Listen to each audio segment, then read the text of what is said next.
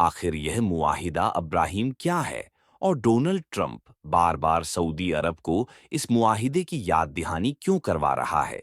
क्या यह मुआहिदा फिलिस्तीन का वजूद खत्म करने के लिए है या इसके पीछे कोई और मफादात छुपे हैं? मुआहिदा अब्राहीम को जानने के लिए हमें इसका सारा पसे मंजर देखना होगा कि आखिर यह मुआहिदा क्या है, कब और कहां से शुरू हुआ, और ऐसे कौन से ममालिक हैं जो बाकायदा तौर पर इस मुआहिदे का हिस्सा बन चुके हैं, और ऐसे कौन से दीगर ममालिक हैं जो अनकरीब इस मुआहिदे का हिस्सा बनने को तैयार हैं। तो आइए जानते हैं आज की इस वीडियो में। ये कहानी सिर्फ एक दौरे की नहीं, ये कहानी है उस एजेंडे की जो बरसों से खामोशी से मुस्लिम दुनिया पर थोपा जा रहा है। हाल ही में जब साबिक अमरीकी सदर डोनाल्ड ट्रंप ने सऊदी अरब का दौरा किया, तो बजाहिर यह एक कारोबारी, सिफारती या सिक्योरिटी से संबंधित मुलाकात लगती थी। लेकिन अगर हम पर्दे के पीछे देखें, तो यह दौरा सिर्फ सऊदी अरब से ताल्लुकात मजबूत करने का नहीं था, बल्कि इसके पीछे एक बहुत बड़ा एजेंडा था। मुआहिदा अब्राहीम, एब्राहम अकॉर्ड। यह मुआहिदा पहली बार 2020 में दुनिया के सामने आया, जब इमारात, बहरीन, मराकश और सूडान जैसे ममालिक ने इसराइल को तस्लीम करने का फैसला किया। यह वो लम्हा था जिसने पूरी मुस्लिम दुनिया को चौंका दिया, क्योंकि एक ऐसा मुल्क जो दहाइयों से फलस्तीनियों पर जुल्म कर रहा है, उससे अमन के मुआहिदे पर दस्तखत किए जा रहे थे। लेकिन सवाल यह है कि ट्रंप को इस मुआहिदे से क्या दिलचस्पी है?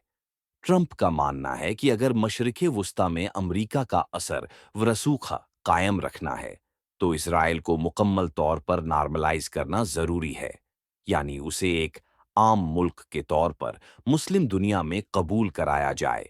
और इसके लिए सबसे बड़ी रुकावट है सऊदी अरब, क्योंकि सऊदी अरब को मुस्लिम दुनिया का रूहानी मरकज़ समझा जाता है।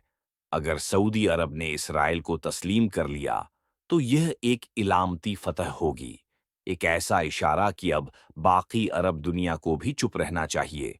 इसीलिए ट्रंप और उनके साथी बार बार सऊदी हुक्मरानों पर जोर देते हैं कि वो मुआहिदा अब्राहीम पर अमल करें।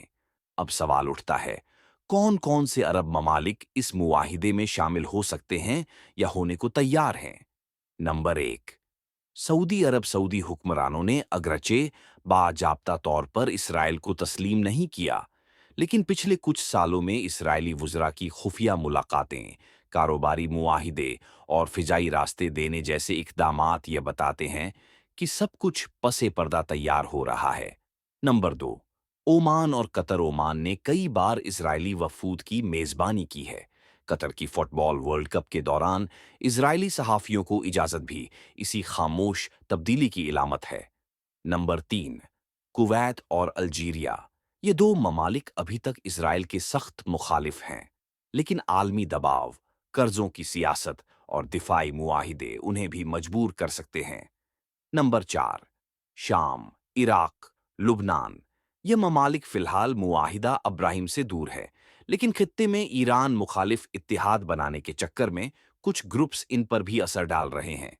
ट्रंप की कोशिश ये है कि पूरा अरब ब्लॉक इसराइल को तस्लीम करे, ताकि अमरीका के इत्तिहादी एक सफ में खड़े हों।